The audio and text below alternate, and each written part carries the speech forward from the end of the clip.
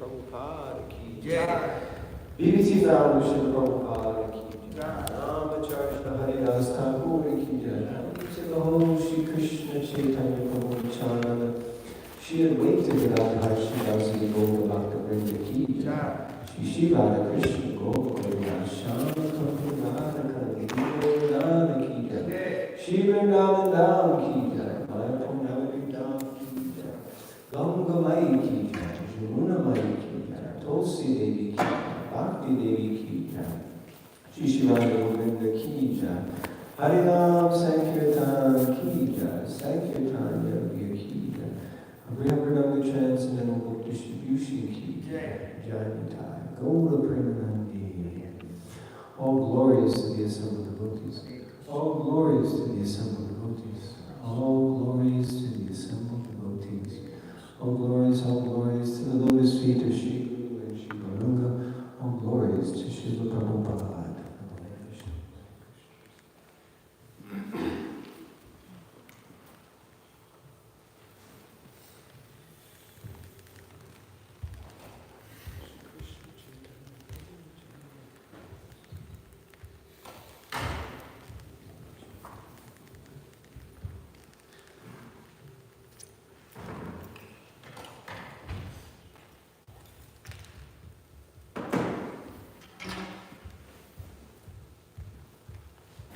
Hare Krishna.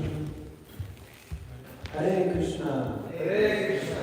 So welcome everyone. Thank you very much for being present for Talk class. Verses. Or rather, Sri Caitanya-caritāmṛta class. So, I feel very fortunate, honored, and blessed to be here in this holy dham of Sri Govinda. Shri Radha Govinda Dev, only by the mercy of Vaishnavas is anything possible, so therefore I'm seeking the blessings of all of the assembled Vaishnavas that you see fit to bestow your mercy upon me so that I can speak something relevant and bona fide from this most exalted scripture, the Sri Caitanya-caritāmṛta. Srila Prabhupada proclaimed this as the PhD of spiritual life. So, in your mercy, I can speak something relevant and bona fide. So we chanted the invocation. So now we're going to start. We're reading from the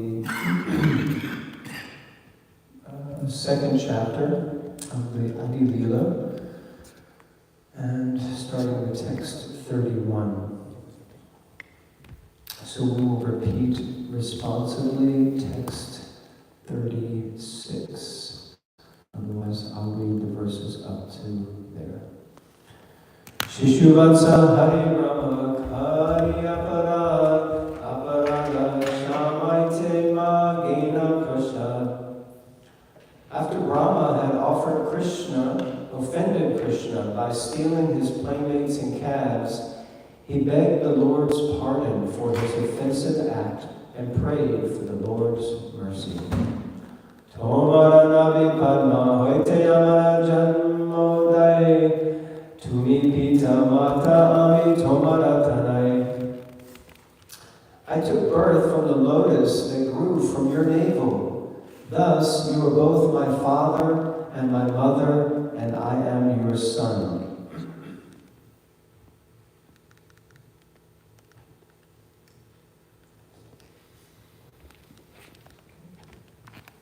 I hope so.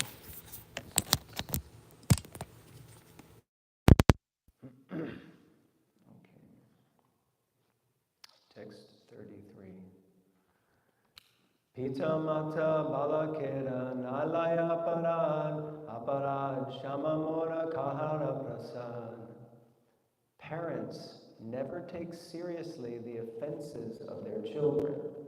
I therefore beg your pardon and ask for your benediction. Text 34. Krishna kahena Brahma tomara pita narayan amigopa tumi kaicha amaranandan. Shri Krishna said, "O Brahma, your father is Narayan. I am but a cowherd boy. How can you be my son? Everyone's following the storyline here? Yeah? Anyone can tell me what's happening? Yes, Prabhuji. Well, basically, Brahma is trying to excuse himself for the things he did or he cheated, and now he's trying to break Krishna as the Supreme Lord, but he's refusing to take position on it. Okay, thank you. Text 35. Brahma balena tumi ki na hoya narayan, tumi narayan shunataha karan.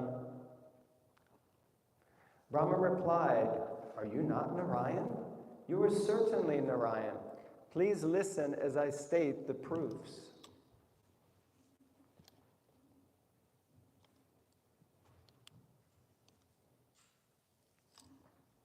Text 36. So you can repeat. Prakrita prakrita shrishye yata jiva rupa. Prakrita prakrita srishti jata jiva rupa. Tahara ye atma tumi mula swarupa. Tahara je atma tumi mula swarupa. Prakrita prakrita shrishte yata jiva rupa.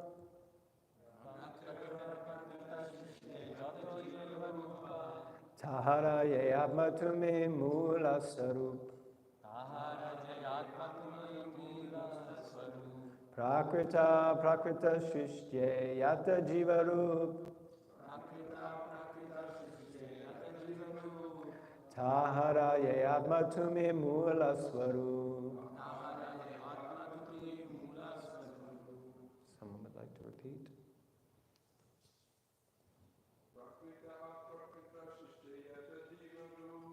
Prakrita prakrita srishti jata jiva rupa.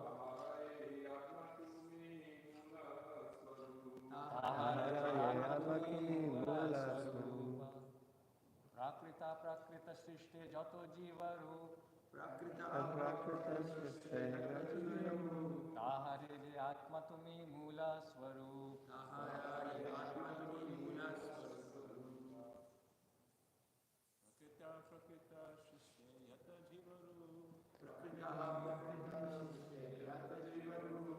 Tahare je atma tumi mula swarupa. Ladies, please.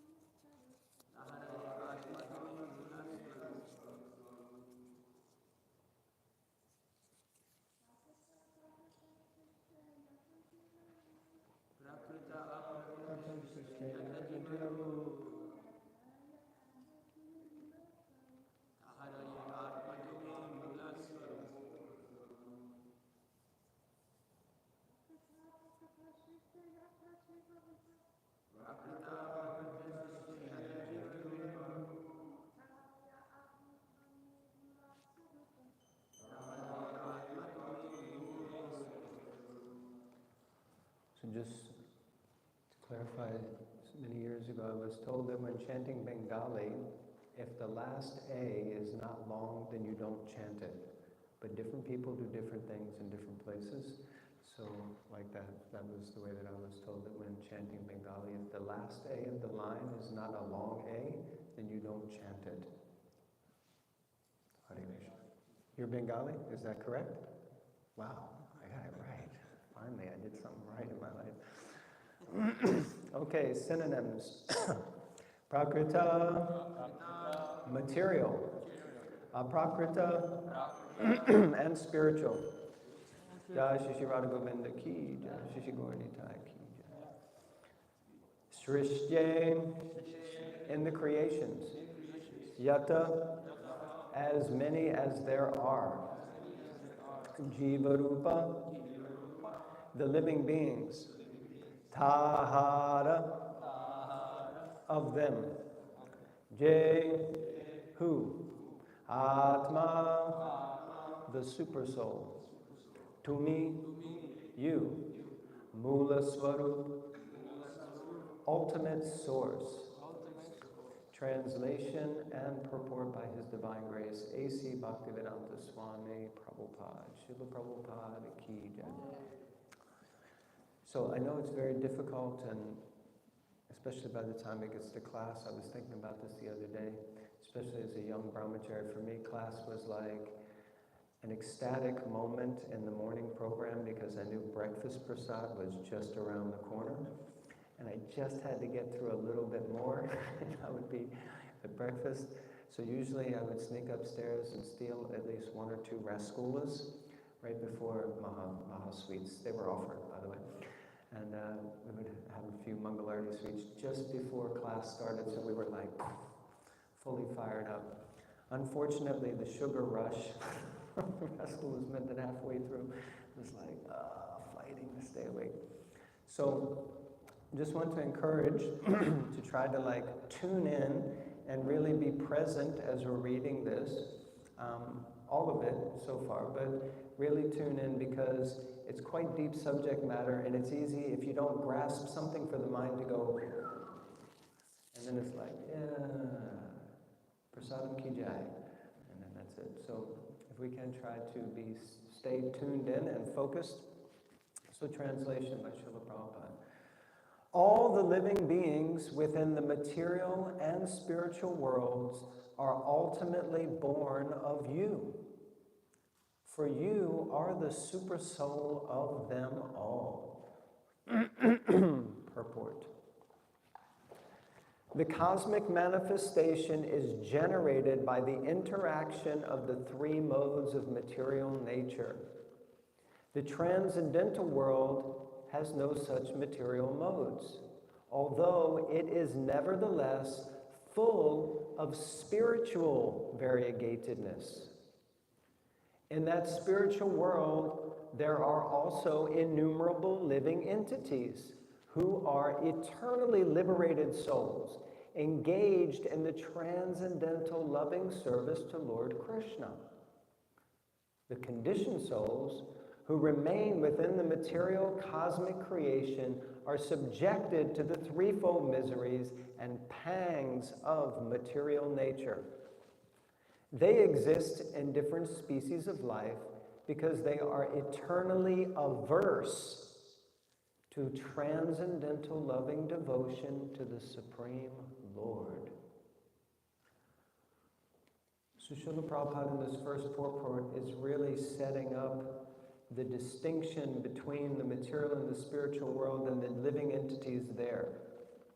And it's interesting how he says, in the material world, we're governed by the modes of material nature. And later he qualifies that that basically causes many species of life and much variegatedness. But he says also in the spiritual world, there is so much variegatedness. So actually there's variegatedness in the spiritual world and in the material world. But the distinction is that in the material world, it's due to the 3 modes of material nature, which is absent in the spiritual world. Sankarshan is the original source of all living entities because they are all expansions of his marginal potency. Some of them are conditioned by material nature, whereas others are under the protection of the spiritual nature. The material nature is a conditional manifestation of spiritual nature, just as smoke is a conditional stage of fire. Smoke is dependent on fire, but in a blazing fire there is no place for smoke. Smoke disturbs, but fire serves. The serving spirit of the residents of the transcendental world is displayed in 5 varieties of relationships with the Supreme Lord, who is the central enjoyer. In the material world, everyone is a self-centered enjoyer of mundane happiness and distress. One considers himself the Lord of everything and tries to enjoy the illusory energy, but he is not successful because he is not independent. He is but a minute particle of the energy of Lord Sankarshan. All living beings exist under the control of the Supreme Lord, who is therefore called Narayan.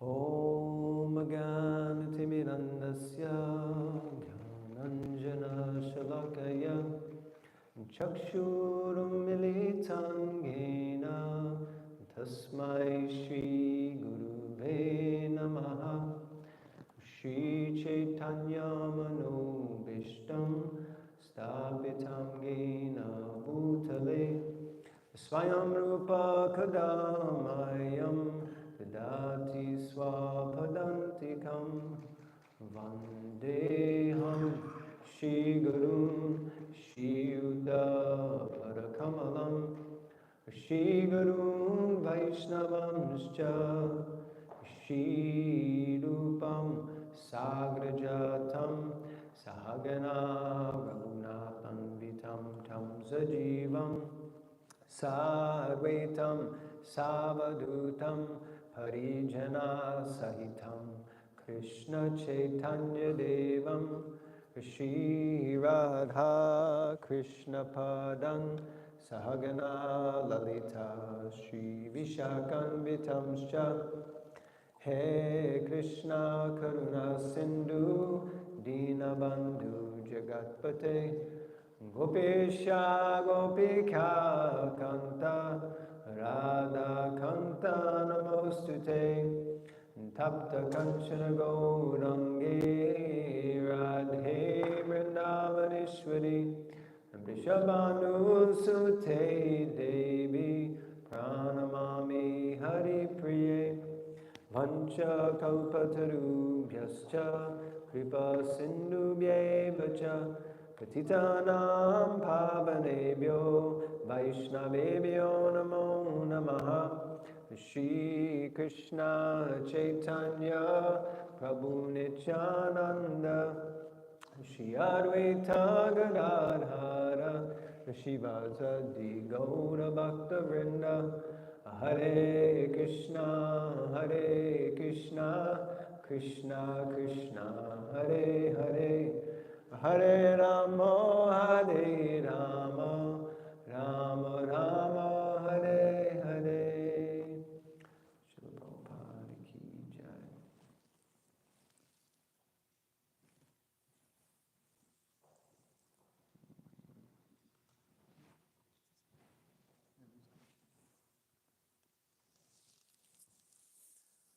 Okay, Hare Krishna everyone. So this is quite an ecstatic section of the Caitanya-caritāmṛta. Of course, just one since you could say at the very beginning. Just going to go back through. Oh, can you see that? Okay. So for me, anyone remembers this statement from the purport? Smoke disturbs, but fire serves. So I found this is a very key and potent statement from the purport to Srila Prabhupada. But before we come to this, well, maybe not. You're okay, sir? Maybe just to keep everyone with me, what do you think this means? Smoke disturbs, but fire serves. Any thoughts? Yes. Actually, as soon as I heard that purport, I was thinking how the fire you can cook something, but the smoke actually can't actually do anything. Yes. And then also this morning we had an incident where the lamp was left and it was smoking up the dry room. So it was disturbing the eyes. But at least when we were off with the fire, it was nice until it was shot and the smoke was appropriate. Okay, so very practical, yes. Fire can be used, but smoke just is a pain in the eyes. Isn't that just follow Prabhupada when he did his first initiation in 22nd Avenue? When the smoke went up, all the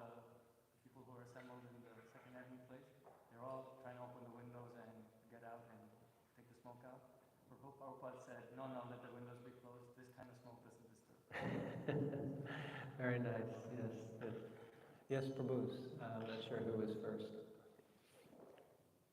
Hare Krishna. It also reminds me of how the Supreme Lord's internal potency is the fire, and then the marginal energy of the living entity is sparks, and then the smoke is external energy. So in a way, we can say the smoke is external energy disturbs us, like the fire. Very nice, thank you. Yes, please. On that point, I was reminded of the verse in the second canto of Srimad Bhagavatam, Partitadvyanadamas, Caitanya-caritāmṛta, is it Tasmatura, just Tasmat Satam Yam, that, you know, the ignorance is represented by smoke, whereas the fire is represented by sattva, and it said that with fire you can make sacrifice because it's more useful.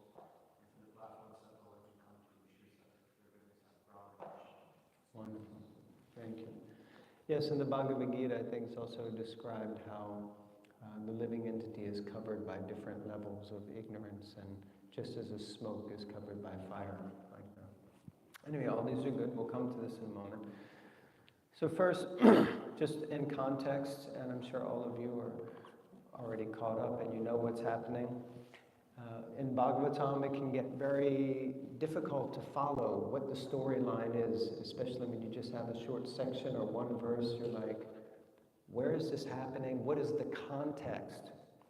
So I was thinking that these verses, Krishnadas Kaviraj Goswami, here at the beginning of the Caitanya-caritāmṛta, is substantiating specific verses that he's put forward in the first chapter. And now he's taking each of those verses and he's explaining them and substantiating them.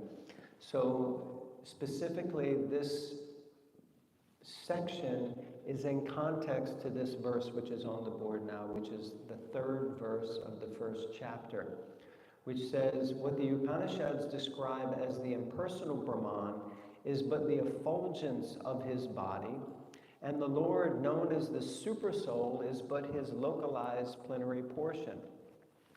Lord Chaitanya is the Supreme Personality of Godhead, Krishna himself, full with 6 opulences. He is the absolute truth, and no other truth is greater than or equal to him. This is quite a powerful and bold statement. For us, as devotees, as Gaudiya Vaishnavas, in one sense we're like, yeah, and, okay, we accept it. But Krishnadas Kaviraj Goswami, really we should think what an amazing person is this Krishnadas Kaviraj Goswami. How old is he when he started writing Caitanya-caritāmṛta? Yeah, he's like in his 80s up to 90s, writing Caitanya-caritāmṛta. Now, most everyone in this room looks very young, but after I crossed 50, I started to realize, man, it is downhill from here, you know. It's like the body starts to give you so much pain, so many problems, more than usual, you know. Just walking, sitting, anything becomes a real task. So what to speak of Krishnadas Kaviraj Goswami, he's in his 80s, and he gets the instruction to write the Caitanya-caritāmṛta. And I'm thinking, you might think when you get that instruction, God, I've only got a little bit of time left, probably. So let me just, you know, keep it really small and concise. But Caitanya-caritāmṛta is quite a vast book to write when you're 80 years old.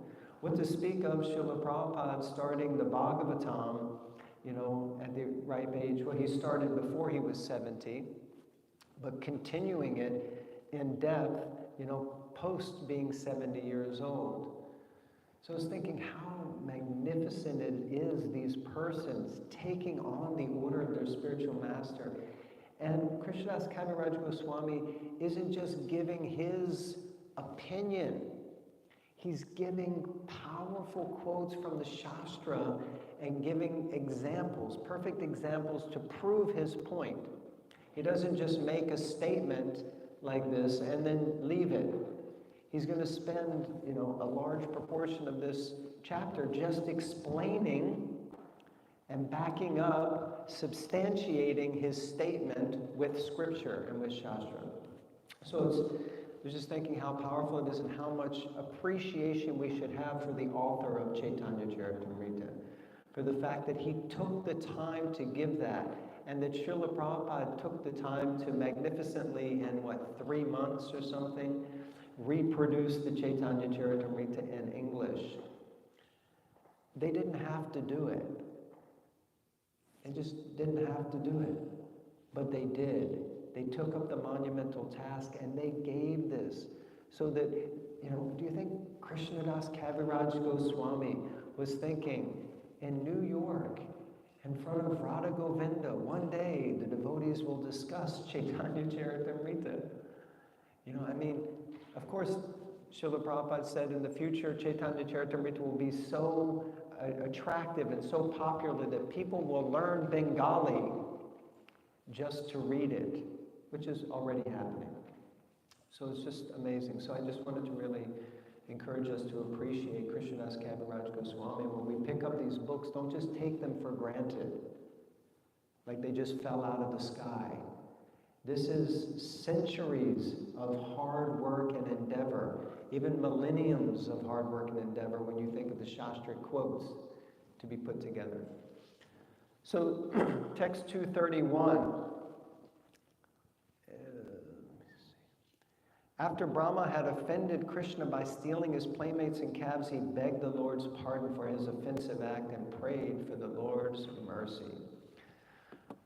So this, in and of itself, is such a magnificent scene. And this pastime is very intense, so much so that I think Madhvacharya and the Madhvas, they more or less say it kind of didn't really happen like this. Because Lord Brahma is the head of our Sampradaya. So how could he be bewildered? How could we follow someone who became bewildered? But here we have it in the pages of the Bhagavatam, and now in Caitanya-caritāmṛta, that even Lord Brahma, who prayed when being empowered by Krishna, please don't let me fall into Maya, become proud. And then later in this chapter, the 14th chapter of the 10th canto, Lord Brahma is praying that he is like a spark of fire in front of Krishna.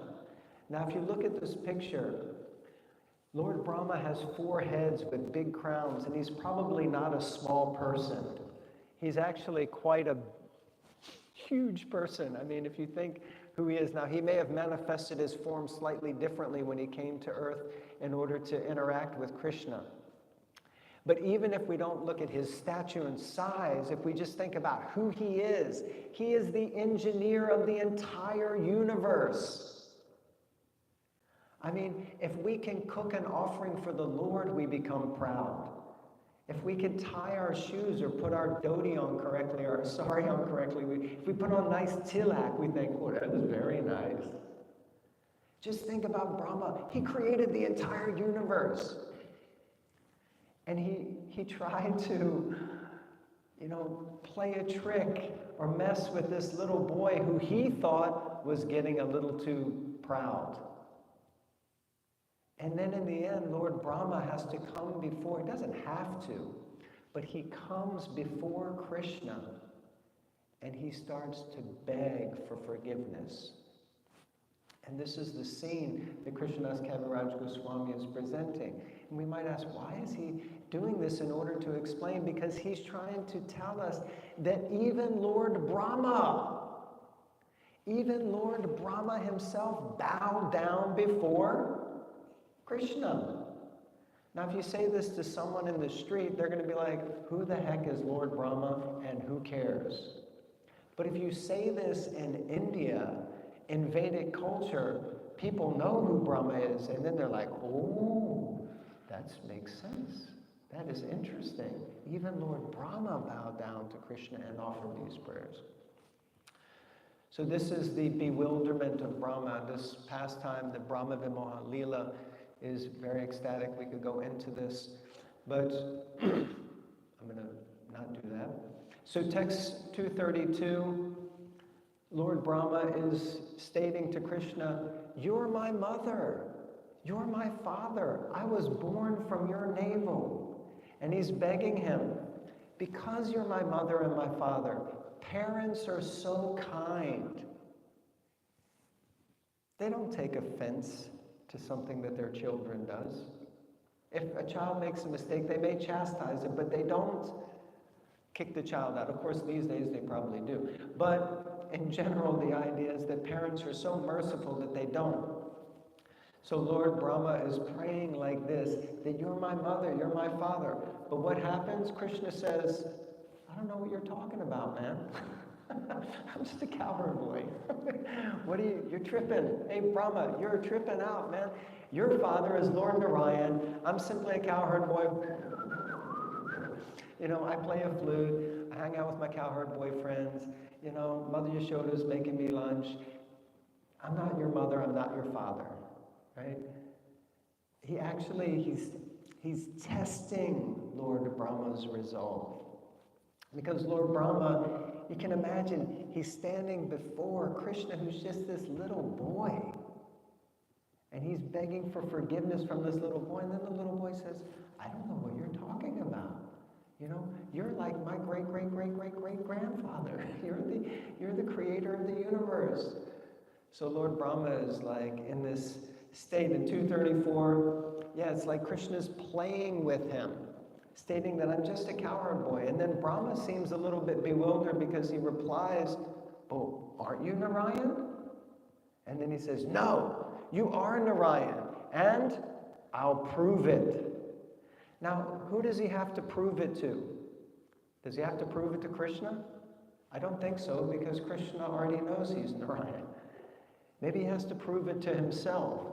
He has to actually convince himself. So even though he's been humbled and he's before Krishna, but in order to really deeply convince himself, he has to go through this process. He has to speak knowledge and information to convince his intellect. Just like sometimes we may theoretically accept that Krishna is God. Right? But Prabhupada would challenge his disciples, but do you really believe Krishna is God? Why do you believe Krishna is God? Because I feel it, because it feels good, because it seems right. Maybe correct answers. Prabhupada accepted different answers at different times. But the point is that we should also become knowledgeable. So the first thing that Lord Brahma starts with is that you are the source of all souls in both worlds, both spiritual and material worlds. You are the super soul of them all. So he says, you're the super soul of everyone, both the souls in the spiritual world and the souls in the material world. For me, this brought up a little bit of a question, because I had never really thought about this.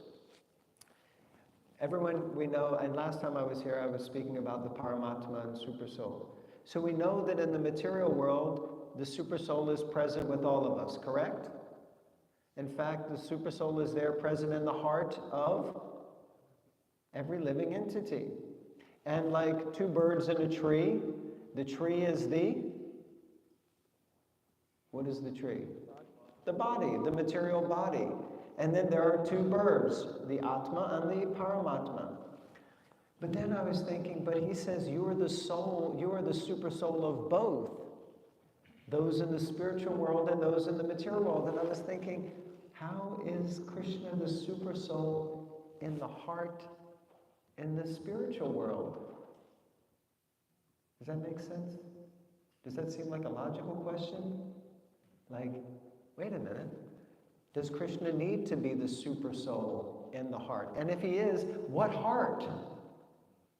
Because you don't have a material body. So is he then situated, because you're pure you know, Satchit and Ananda in the spiritual world. You're not encased in a body. You are you. You are the spirit soul. Does that make sense?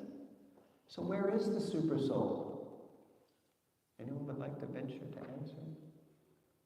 Anyone ever thought of that before? Me neither. That's why I brought it up. So I thought it was quite intriguing. So if you know, Brahma is declaring you're the super soul of those here in the material world, got it, no problem. But you're the super soul of those also in the spiritual world. Well, where the heck is that soul situated? Where is that super soul? So I was intrigued to think, now Prabhupada is going to reveal that. But then when I started reading the purport, the first time I read through it, I thought, Prabhupada didn't even touch on it. He didn't explain it. Then I realized that actually he does explain it in a very in-depth manner. So at first he seems not to address it, but he actually focuses on the distinction between the spiritual and material world, yes? And he explains the distinction, but also the similarities. Remember, we discussed that in the spiritual world, there's variegatedness. And that's just due to the nature of spiritual energy. In the material world, there's variegatedness, but that's due to the three modes of material nature, the material energy. And then Prabhupada is focusing on the jivas, and then he talks about how the nature of the jiva in the spiritual world is that they are surrounding Krishna by performing pure, loving, devotional service. And what did he say about the jivas in the material world? Anyone remembers? I told you you were going to be tested. Yes, self-centered. Self-centered enjoyers. Oh, where is it? Oh. Disappeared, it's not there. Self-centered enjoyers of the material energy, experiencing happiness and distress, like that. And so there's a distinction between the two, but he still didn't really touch on the super soul point. Then Srila Prabhupada mentions, I felt like out of nowhere, he starts talking about Sankarshan. I was like, what has Sankarshan got to do with any of this? I mean, really, when you look at the purport, it's like, why is Prabhupada bringing up Sankarshan here? What is the point of Sankarshan? So who is Sankarshan? Someone can tell me?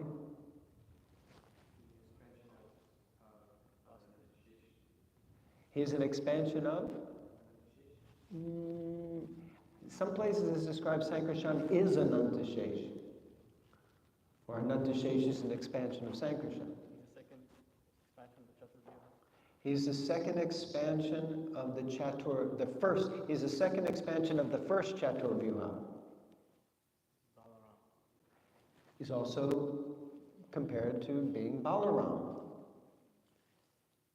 So Sankarshan is described, first there's Balaram, he's the first expansion of Krishna. Then Balaram expands himself into the first Chaturvyuha. And who's the first? Vasudeva is the first personality. Chatur means four, and Vyuha means arrangement, or some places it says limbs or guard. They guard the different aspects of the material energy. So Vasudeva, he is in charge of what? Anyone remembers? Nope. Intelligence.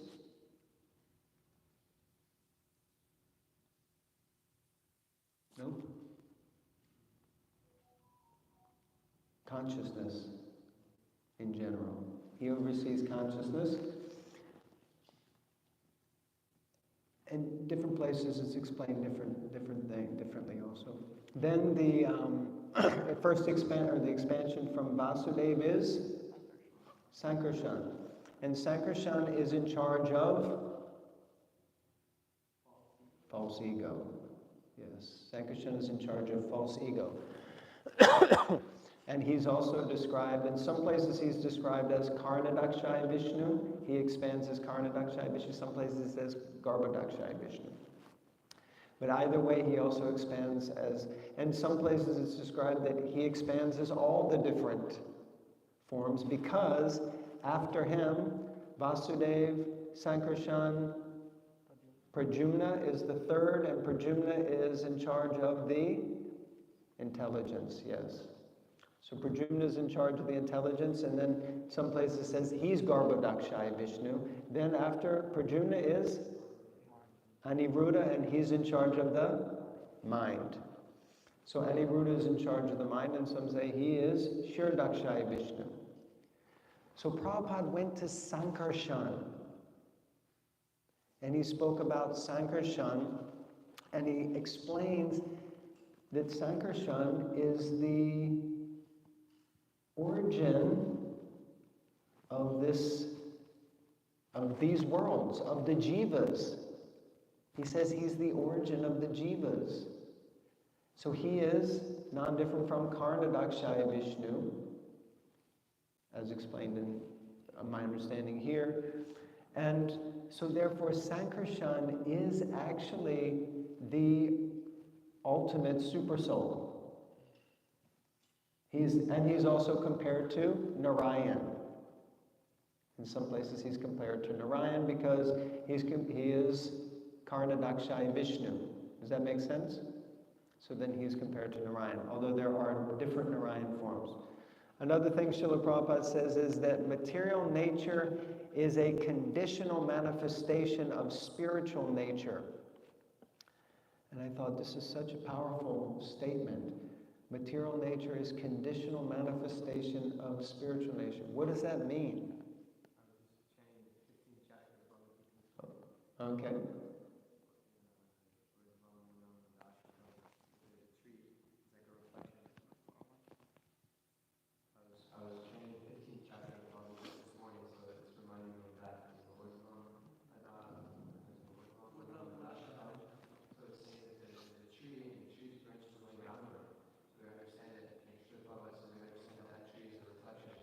So a conditional manifestation means that in that tree, if you try to reach and grab the fruit from it, it's too hard. Yes. And although it appears to be that tree, that's a complete inversion. So everything is positive, everything will be negative. A complete inversion of the spiritual. Yeah, and that reflected tree is conditional, and the condition of its existence is based on the original tree. So its existence is conditional because it only exists because of something else. So the material nature is a conditional manifestation of spiritual nature. It only exists because the spiritual nature is the original. And then Prabhupada goes to this analogy of fire and smoke. And he explains that smoke is dependent on fire.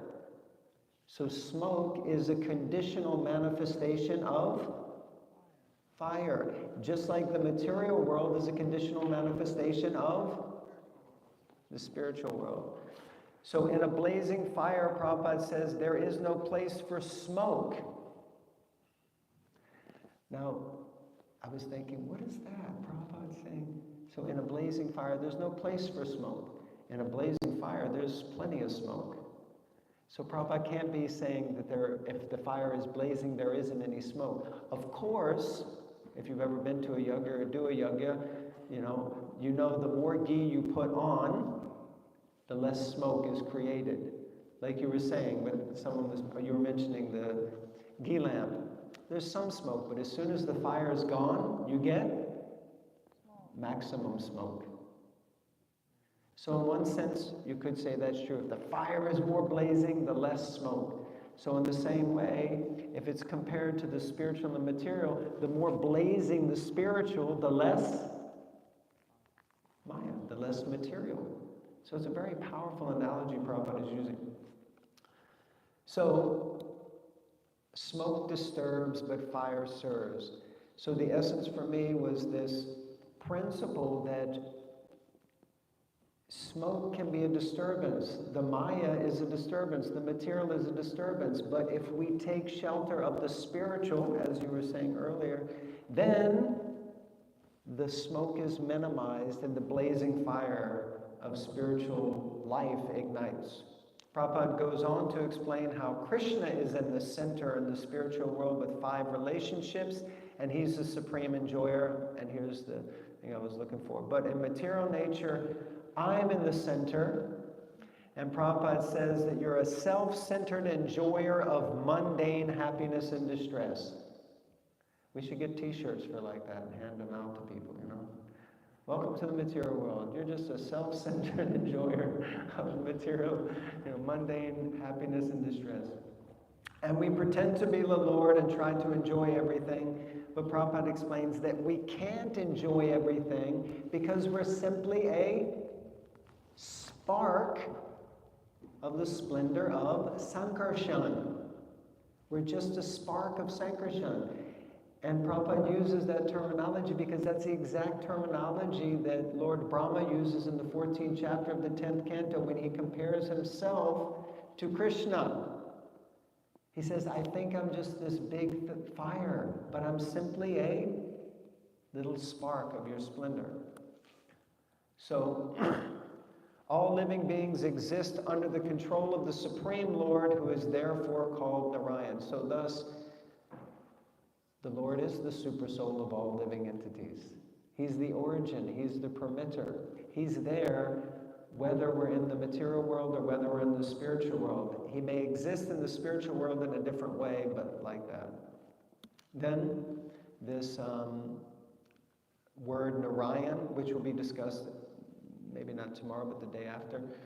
But the word Nara refers to the aggregate of all living beings, and the word Ayana refers to the refuge of them all, so Narayan. So the Lord is the aggregate and refuge of everyone, everything. Whether you're in the material or spiritual world, He is the origin of everyone and everything.